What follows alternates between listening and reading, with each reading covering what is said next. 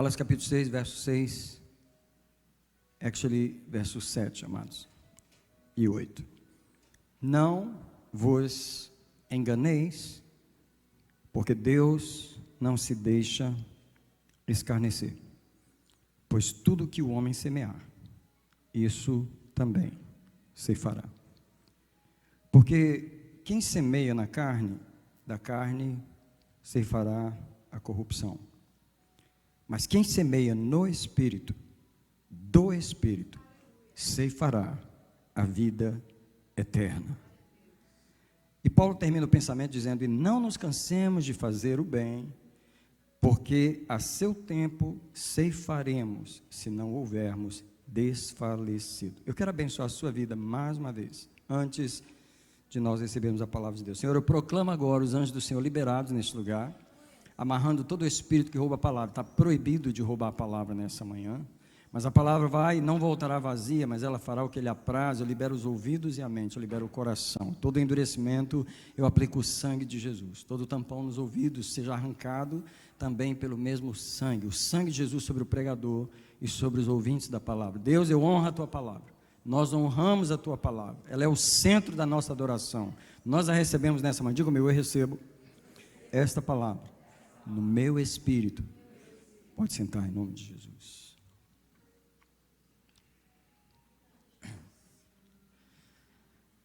Aleluia.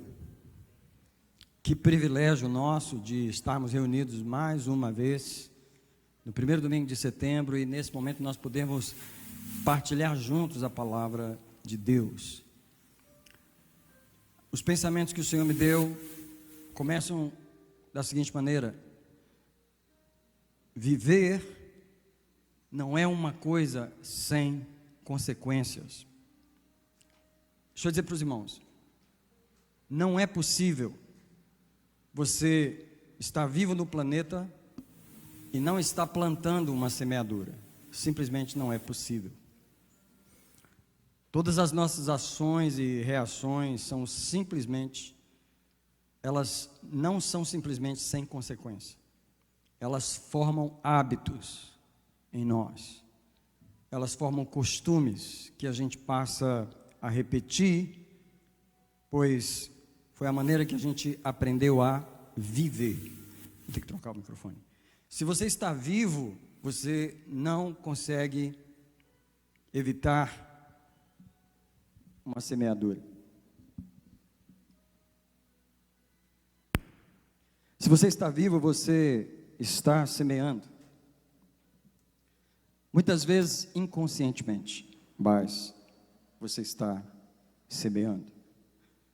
Cada dia vivido pelo ser humano é vivido, preste atenção nisso, porque o seu cérebro está interagindo do levantar ao deitar, levando essa pessoa a fazer interpretações de todos os momentos, fazer escolhas em todos os momentos inconscientemente, de forma que estas coisas vão se tornando hábitos em nossa vida. E isso vai formando o estilo de vida sem a gente perceber. Os cientistas psicológicos, eles dizem que apenas, se eu não estou enganado, 6% do que acontece conosco é consciente. A nossa formação é mais de 90% no inconsciente. Isso é, você está sendo formado por coisas ao seu redor que você não sabe e que você não percebe. Se você está vivo, o seu cérebro está processando situações, escolhendo isso, deixando aquilo, determinando uma forma de fazer, buscando a sua forma pessoal de viver.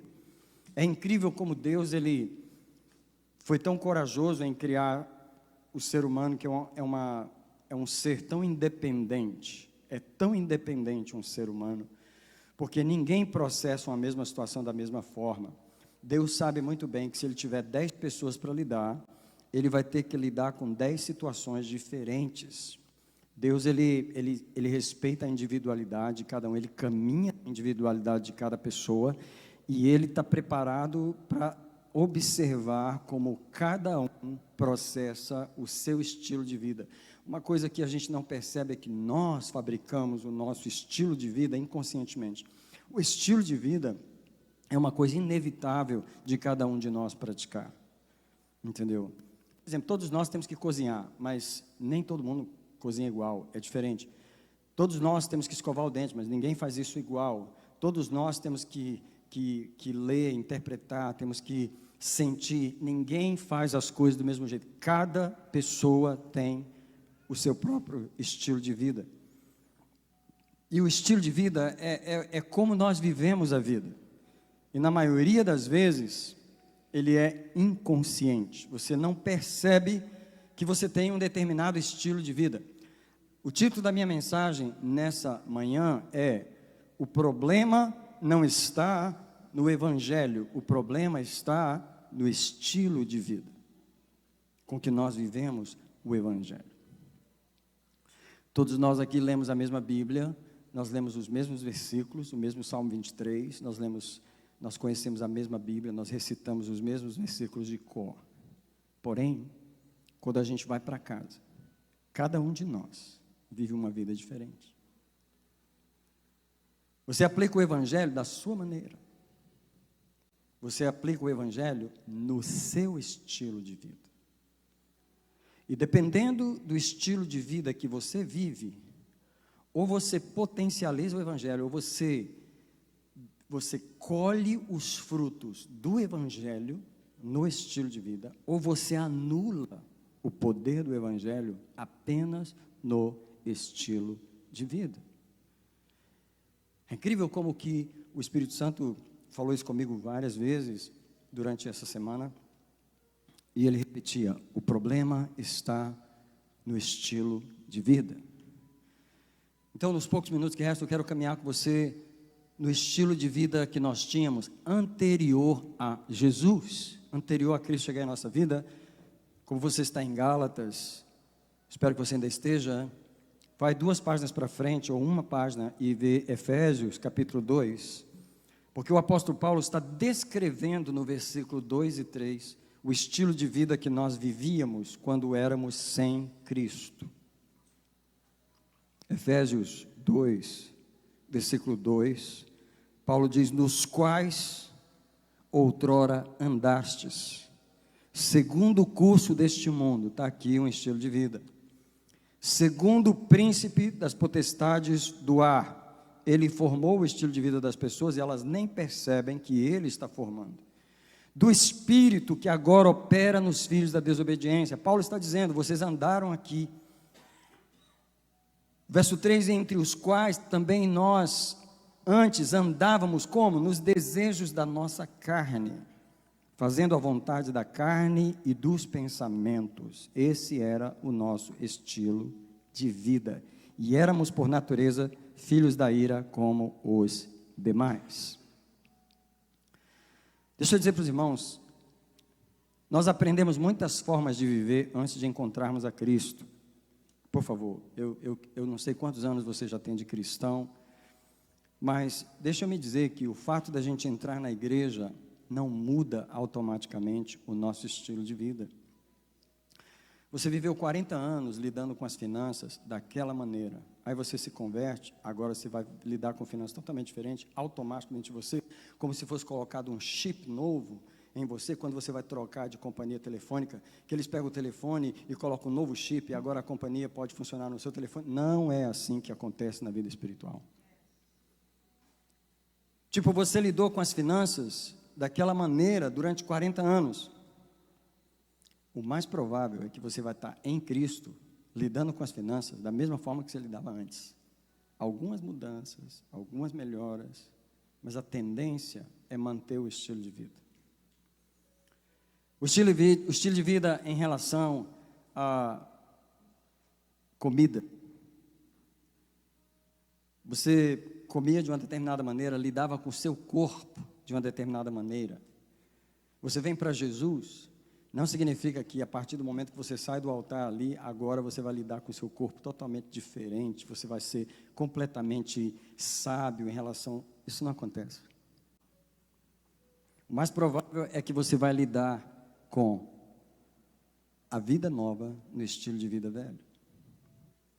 E o que vai terminar acontecendo é que a repetição do velho estilo de vida anula o evangelho na sua vida.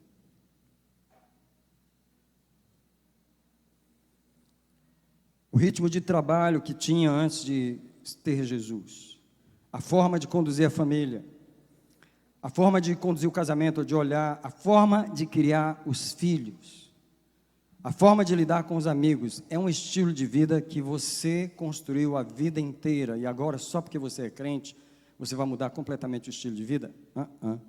Não acontece automaticamente. Deixa eu dizer para você que vir a Cristo não apaga esse aprendizado automaticamente. Isso não apaga. O que acontece é que nós estamos servindo a Cristo com muitas coisas do estilo da vida anterior, porque ainda não desaprendemos, ainda não renunciamos àquela forma. Deixa eu dar um exemplo, irmãos. Eu recebi um casal no gabinete anos atrás, foi anos mesmo, eles não estão mais nessa igreja, mas eles viviam um casamento muito doentio, já por mais de 15 anos. Agora, olhe para mim, se você está num casamento por 15 anos, vivendo daquela maneira, você aprendeu a viver o casamento daquela maneira. Você está acostumado a viver, encarar casamento daquela forma, porque eles se adaptaram de uma maneira muito doentia a viver daquela forma. Agora você entra no gabinete, tem um aconselhamento e recebe uma oração. Eu pergunto, você desaprendeu aquela forma de viver? O que eu tentei falar para aquele casal? Vocês vão sair daqui hoje com um grande desafio. Vocês estão acostumados a viver em casamento dessa maneira. Vocês não desaprenderam o estilo de vida nessa oração. Vocês receberam uma oração espiritual, uma bênção espiritual, mas a forma que vocês estão acostumados a viver, ela é totalmente contrária ao que vocês receberam aqui hoje. Deixa eu dizer para vocês, o estilo de vida fala mais alto que o evangelho, muitas vezes, na nossa vida.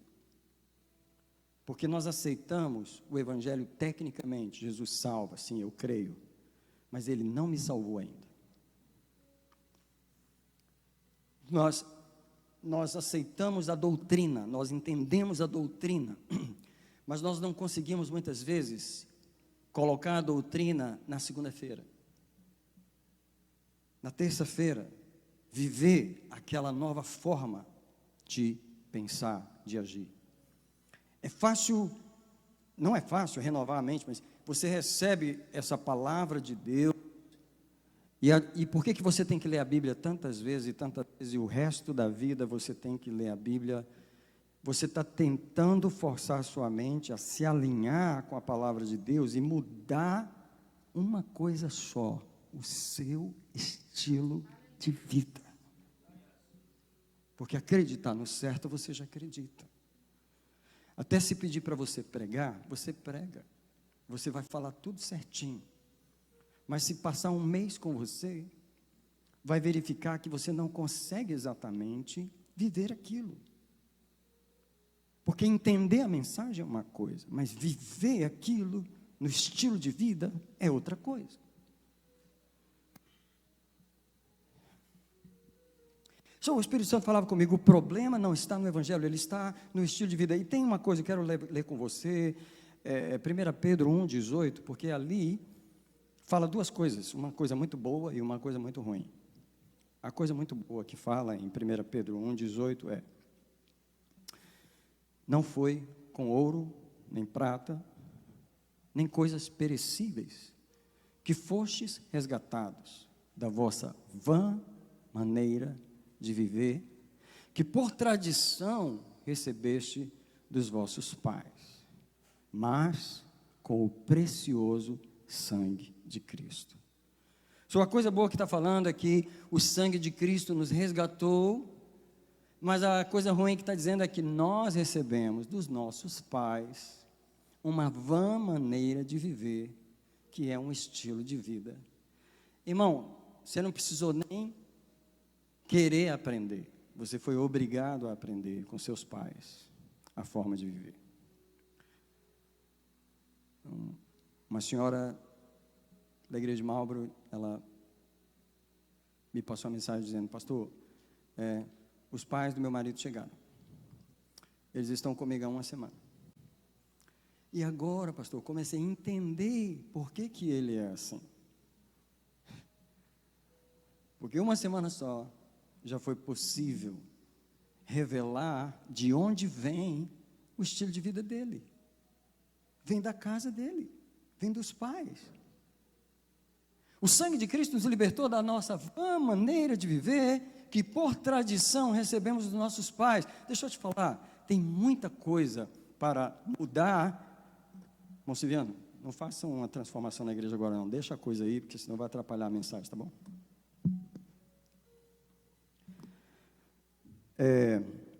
Ele é eletricista, se for consertar, ele vai consertar tudo agora. Deixa eu falar, irmãos. O estilo herdado dos pais não se apaga automaticamente, só porque nós aceitamos a Cristo. Nós temos um aprendizado automático que nós aprendemos nele.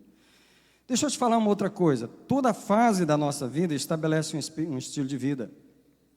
Toda fase da nossa vida estabelece um estilo de vida. Às vezes você passou 5 anos desanimado, você aprendeu a viver daquela forma. É um estilo de vida que você aprendeu a viver ali, e agora aquilo está confrontando com a nova fase que você está começando hoje. Você tem que estabelecer um novo estilo de vida.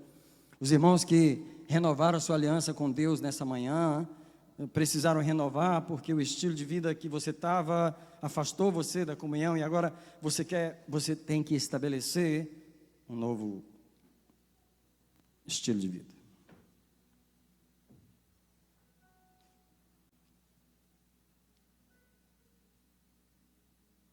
A qualidade da vida cristã, ela é prejudicada pelo nosso estilo de vida. Nós temos uma nova fé, mas não temos um novo costume.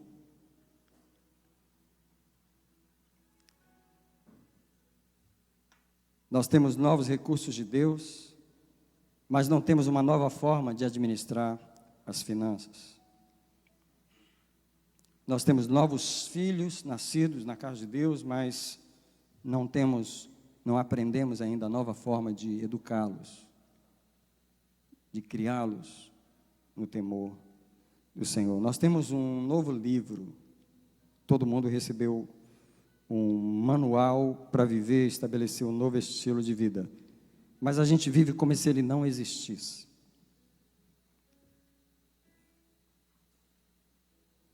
A gente vive como se ele não existisse. Eu sempre pergunto às pessoas: você está lendo a Bíblia? E eu fico feliz que alguns irmãos já balançaram a cabeça. Yes, pastor, estou lendo, que benção. Mas esse não é o costume da cristandade no mundo. A cristandade no mundo não lê Bíblia. Incrível, você recebeu uma nova vida, mas você não admitiu um novo estilo de vida. Nem consultar o manual. Você consulta o suficiente para estabelecer. E aí, o que acontece é que tem uma nova vida, mas a rotina é da velha. Isso é, não havia oração na vida velha? Na nova também não. Não havia leitura bíblica na vida velha? Bom, na nova não tem também. E a vida nova não é nova, porque ela é só nova tecnicamente. Ela não é nova funcionalmente. Então deixa eu dizer para vocês, segundo a Bíblia, a vida cristã funciona. Mas ela não está funcionando para muita gente.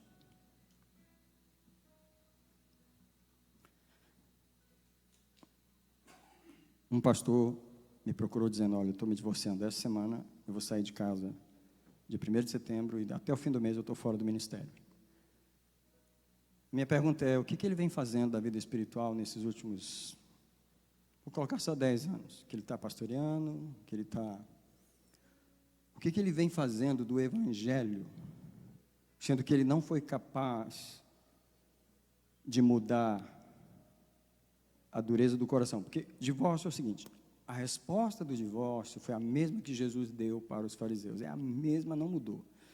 Jesus falou para os fariseus: No princípio não era assim, tá? Aí eles perguntaram, por que então que Moisés permitiu dar carta de divórcio? Jesus falou, pela única razão, que sempre vai ter divórcio, pela dureza do vosso coração.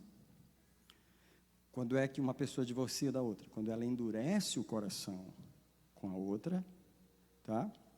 E isso pode acontecer de um lado só, eu entendo perfeitamente, que há divórcios que são inevitáveis. Mas, ao conversar com aquele irmão, quanto mais eu conversava, eu percebia que o coração duro era o dele. Eu te pergunto, como que você pode estar pregando a palavra de Deus, o poder de Deus, ministrando o sangue de Jesus? Ei, você está ministrando o sangue de Jesus,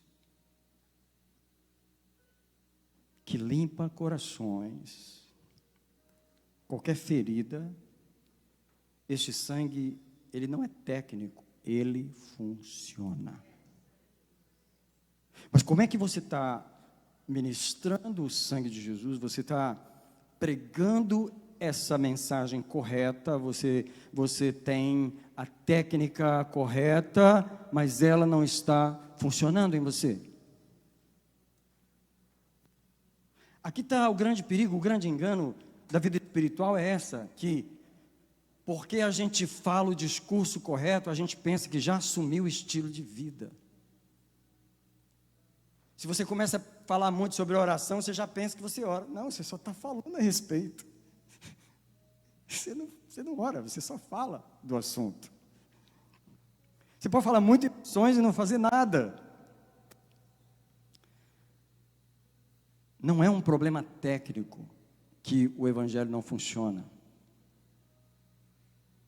Mas há uma coisa no teu estilo de vida que anula o poder do evangelho em você. Eu não sei o que você vai pensar de mim, mas hoje está uma coisa muito comum, os crentes bebendo cerveja. Para mim não funciona. Para mim não funciona, o evangelho não funciona para você, é um engano. Esse tipo de engano que o crente, ele está na igreja e está no mundo, ele vê filmes de terror. É um terrorismo na casa dele. Os demônios saem pela televisão, estão lá. Isso anula o evangelho na sua vida. Você não pode reclamar de Deus que o evangelho funcione quando o teu estilo de vida contraria esse evangelho. O problema não é técnico, o problema é funcional, é a forma que eu vivo.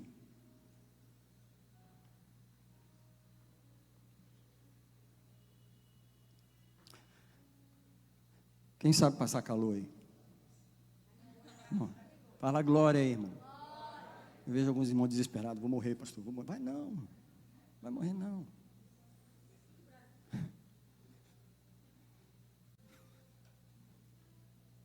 Você ficar desesperado, não.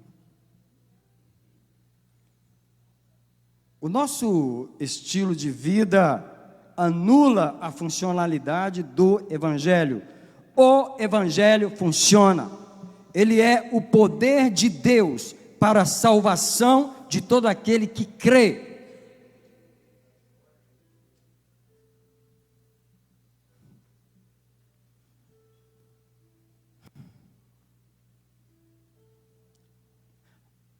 Eu convivo com crente. Eu convivo com crente. Eu vejo as coisas que os crentes fazem. Eu vejo as coisas que os crentes falam. Eu vejo como os crentes vivem. Para mim não é novidade que o evangelho não funciona para muitos deles. Para mim é perfeitamente racional e visível por que o evangelho não funciona. Há um espírito de engano na vida de muitos crentes. Crê tudo certinho e faz 50% das coisas certas, mas o resto é uma interpretação que eu não abro mão do meu estilo de vida. eu não abro mão do meu estilo de vida. As coisas que eu gosto, eu continuo gostando. E quem é você para falar para mim que eu não posso gostar disso?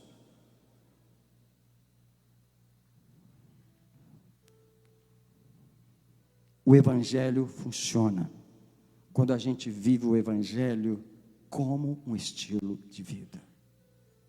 Deixa eu te mostrar a preocupação de Paulo em Efésios capítulo 4, e aí eu termino. Mas dá para ler, porque só de ler o capítulo 4 de Efésios, você entende o que Paulo está falando.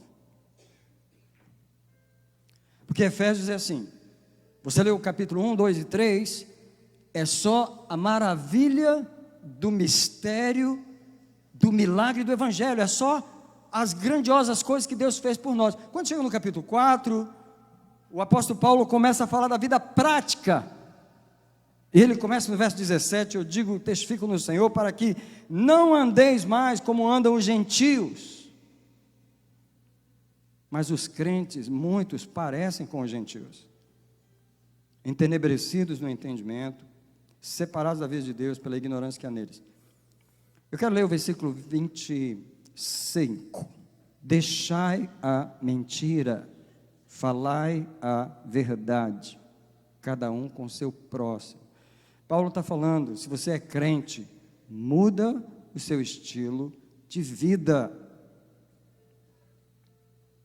Não deis lugar ao diabo, irai-vos e não pequeis.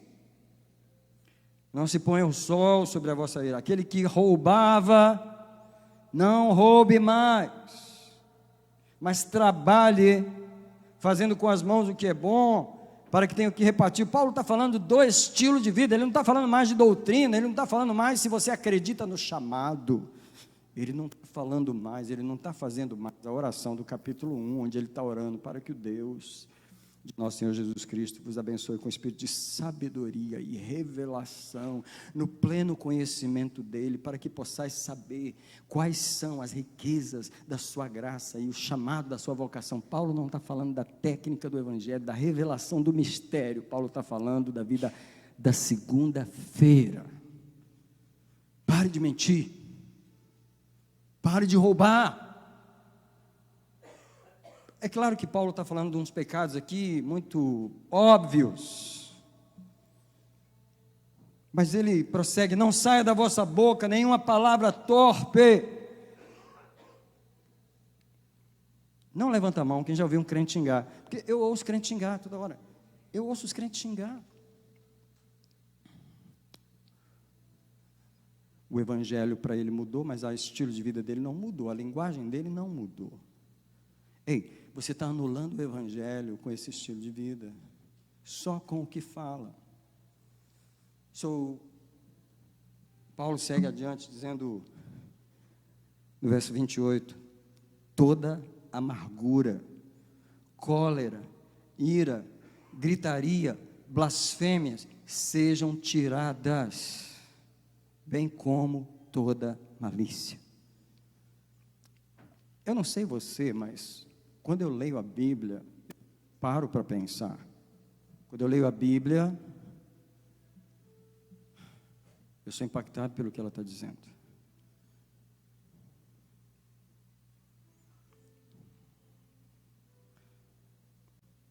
Eu vou falar uma coisa para você.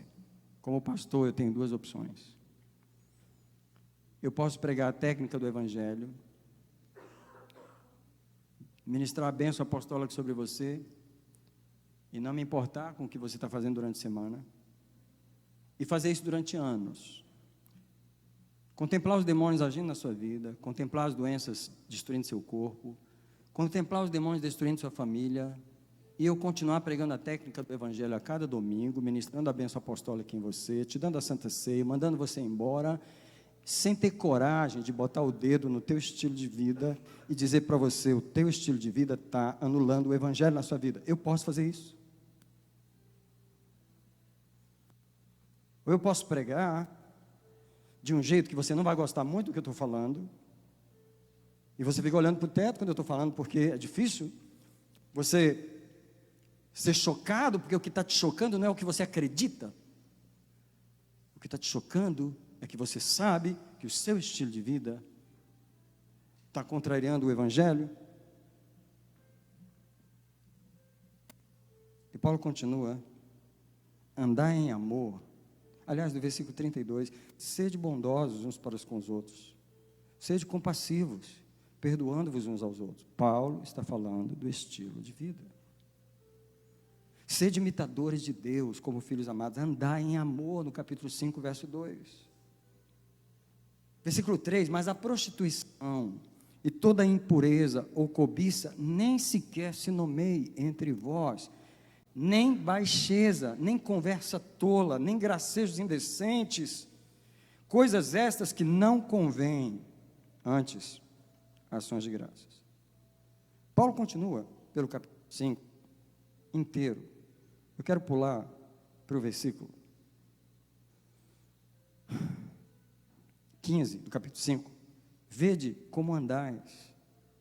Paulo não falou, não vede como crer, não, vede como andais, não como nécios, mas como sábios, usando bem cada oportunidade, porque os dias são maus. Versículo 18, não vos embriagueis com vinho, onde há devassidão, mas enchei-vos do Espírito.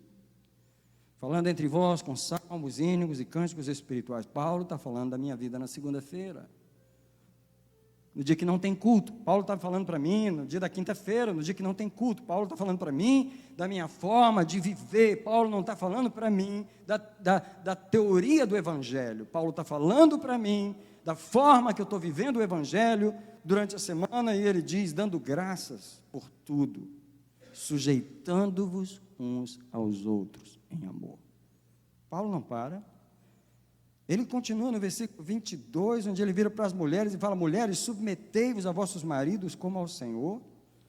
No verso 25 ele diz, maridos, amai vossas mulheres como Cristo amou a igreja. Paulo não está falando de doutrina técnica. No capítulo 6, no verso 1, Paulo vira para os filhos e diz, vós filhos, sede obedientes a vossos pais no Senhor. Verso 4, ele diz, vós pais, não provoqueis a ira a vossos filhos. E no versículo 5 ele fala, vós servos, isso é, empregados, obedecei a vossos patrões segundo a carne, servindo de boa vontade. E vós patrões, no versículo 9, fazei o mesmo para com eles, deixando as ameaças, não ameace seus empregados. Só um minutinho, que eu lembrei de mais um testemunho. Anos atrás, que bom que essa igreja já tem quase 20 anos, porque eu posso falar anos atrás, ninguém sabe quando, mas foi bem atrás mesmo. Eu tinha um diácono, que ele tinha uma companhia de construção, e uma pessoa trabalhava para ele, a esposa da pessoa ligou para mim um dia desesperada, falando, senhor pastor fulano de tal? Eu falei, sou. Tem um diácono na sua igreja chamado fulano de tal? Eu falei, tem.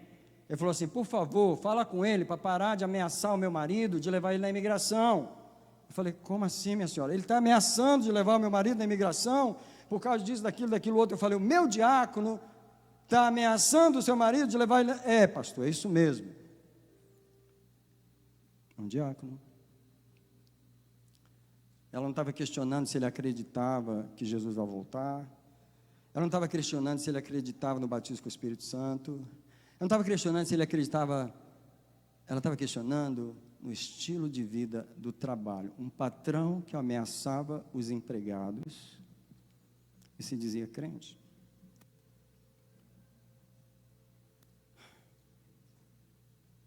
Finalmente, eu quero declarar que o Evangelho funciona. Ele é o poder de Deus para a salvação de todo aquele que nele crê. Mas eu estou acostumado a andar com pastores, crentes, pessoas de todos os níveis, que não vivem segundo o Evangelho, mas eles proclamam o Evangelho. Um Evangelho que não tem poder nos seus lábios. Pedro, não tenho prata nem ouro, mas uma coisa eu tenho, ó, levanta aqui agora, te ser curado agora. E o homem levantou. Eu tenho certeza que Pedro, ele tinha um estilo de vida que encaixava dentro do Evangelho, daquilo que ele recebeu de Jesus. E o poder de Deus fluía da vida dele para as pessoas. As pessoas que defendem o seu estilo de vida contrário ao Evangelho não têm poder. Não tem poder. A primeira coisa que uma pessoa que defende ouvir as músicas do mundo e defende fazer aquilo, você pode defender o tanto que você quiser, você não tem poder. Me mostra o seu fruto, me mostra o poder, me mostra o que Deus está realizando através da tua vida, libertando a tua casa, porque não há poder na sua vida. Você pode gostar o tanto que gostar desse estilo de vida, o que você não tem é poder. Eu te desafio. Onde está o poder do Evangelho? Porque o Evangelho é poder. Vamos ficar de pé. Eu quero terminar essa mensagem lendo um versículo de Paulo em Coríntios.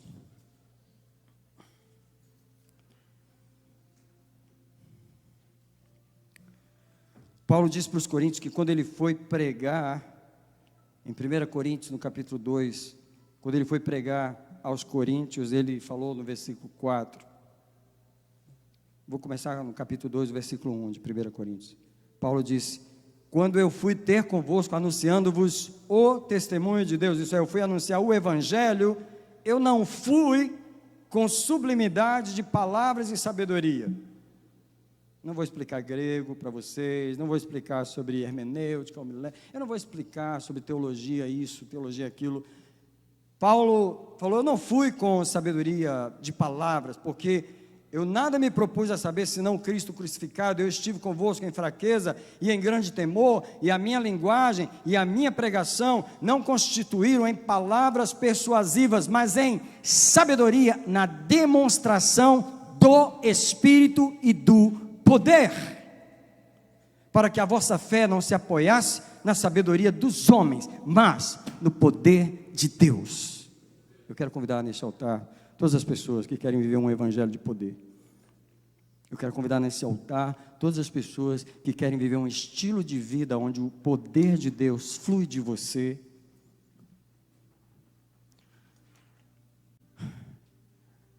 Porque a doutrina nós temos ela correta. Mas hoje, nós queremos o poder de Deus. Quem quer o poder de Deus? O Evangelho é poder de Deus para a salvação de todo aquele que quer. Quem tem alguém enfermo em casa que precisa de cura hoje?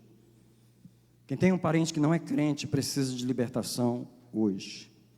Quem tem um jovem que está dizendo que é homossexual, quem tem uma situação de alguém que está precisando de graça para perdoar, quem precisa de poder, vira para Deus nessa noite, nessa oração e fala assim, o teu evangelho é poder, eu quero ver o teu poder na minha vida.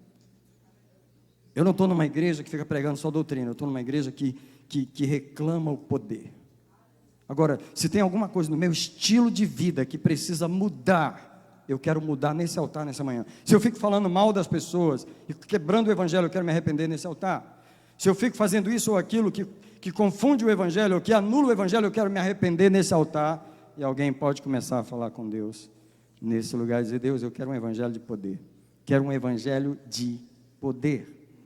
Não outra coisa, mas de poder, de poder, de poder. De poder, de poder, de poder. Eu oro por todas as pessoas que estão nesse altar agora. Espírito de Deus, amanhã é segunda-feira de novo, o culto acaba hoje. Espírito de Deus, amanhã é o dia de viver o evangelho. Na forma que eu levantar, na forma que eu sair para trabalhar. Aliás, se antes de eu sair, eu já fui orar, essa é a forma de viver o evangelho. Se antes de eu sair, eu já fui para o meu momento receber poder, porque aquele companheiro de trabalho que está comigo, ele não precisa de mais uma pregação, ele precisa que eu ponha a mão na cabeça dele e eu ministre o poder de Deus e liberte a vida dele. As pessoas não precisam de mais uma pregação, elas precisam de alguém que ministre o poder de Deus sobre elas. Alguém diz, eu quero viver um evangelho de poder, eu quero parar com esse evangelho sem poder, muita técnica, muita doutrina, muita coisa certa, mas não tem vida, não tem poder. Alguém diz para Deus, eu corrijo meu estilo de vida na tua presença hoje, o que quer que eu esteja falando, que eu esteja pensando, o tipo de filme que eu assisto, o tipo de música que eu escuto, o tipo de isso e daquilo, ou amigos que eu tenho, que eu estou anulando o evangelho, eu me arrependo nesse altar. Senhor, Eu abençoo esta igreja mais uma vez. Enquanto essa música toca, alguém entra numa comunhão com Deus, alguém diz para ele, eu quero ser essa pessoa de poder. Eu tomei a Santa Ceia hoje, não é para viver um mês morno, não é para viver um mês sem ler a Bíblia, não é para viver um mês onde não tem oração na minha vida. Eu tomei a Santa Ceia hoje porque eu tenho que viver uma vida de poder. E não existe poder fora da oração, não existe poder fora da leitura da palavra, não existe poder fora da presença. E é para isso que eu estou nesse altar. Eu tenho marido em casa que precisa ser liberto, eu tenho filho em casa que precisa ser liberto, eu tenho gente na minha família que precisa ser liberto. Eu preciso ser uma pessoa de poder, e o Evangelho é o poder de Deus. Eu libero o poder do Evangelho nesse altar. O Evangelho funciona, é o poder de Deus para a salvação de todo aquele que nele crê. O Evangelho de Jesus funciona.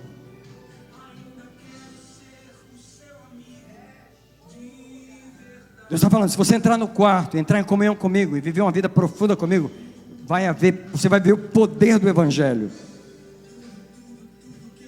Eu te abençoo para o mês de poder.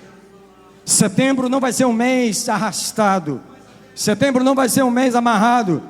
Setembro vai ser um mês de liberação, um mês de libertação, um mês de oração, um mês de poder, onde você vive o estilo de vida que o Espírito Santo flui através de você.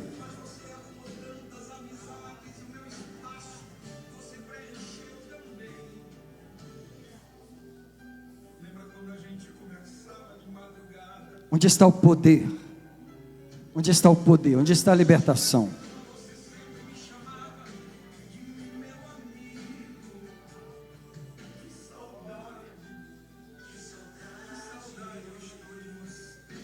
Alguém estende as mãos e diz, eu quero poder. Poder do Espírito Santo. Poder do Espírito Santo. Poder do Espírito Santo. Senhor, enche essa igreja do poder do Espírito Santo. Senhor, enche os crentes do poder do Espírito Santo, para vencer os demônios que impedem eles de orar, de buscar o Senhor, de viver na palavra, de viver o estilo de vida da vida cristã.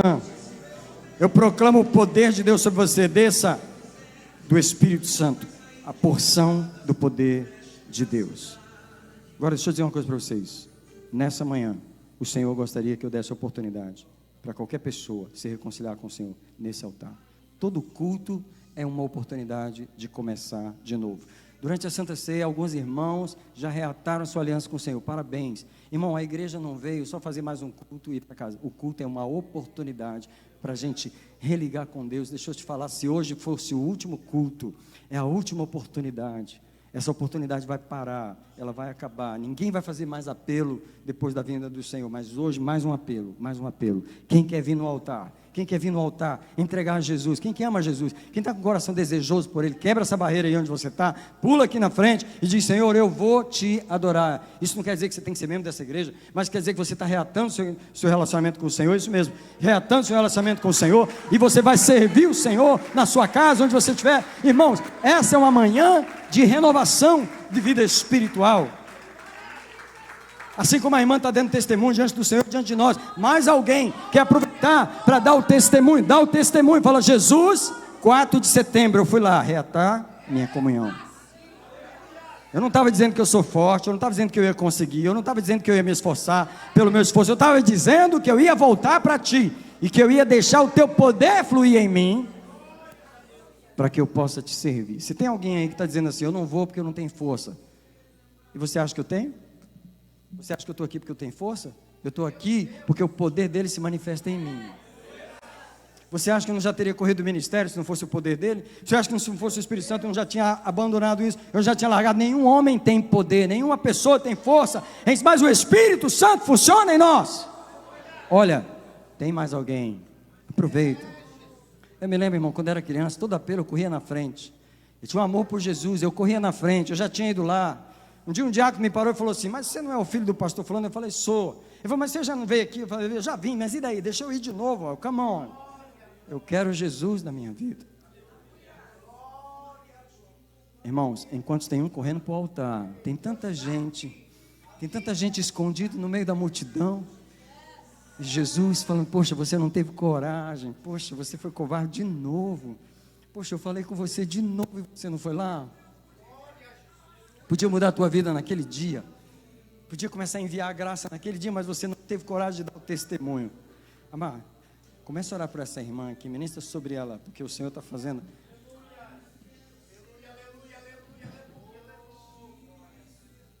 O Senhor, Ele recebe os nossos testemunhos. Na corte celestial, os nossos testemunhos são válidos. Quando a gente vem no altar e a gente adora o Senhor, e a gente declara a nossa aliança com Ele. Aleluia.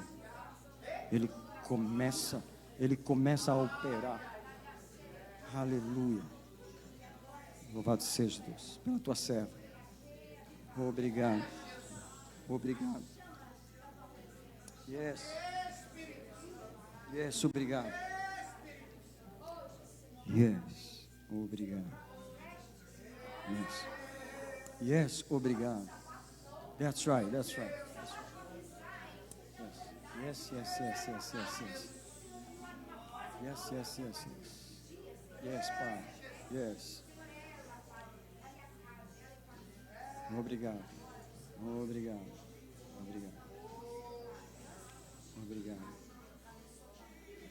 Yes. Yes. Aleluia.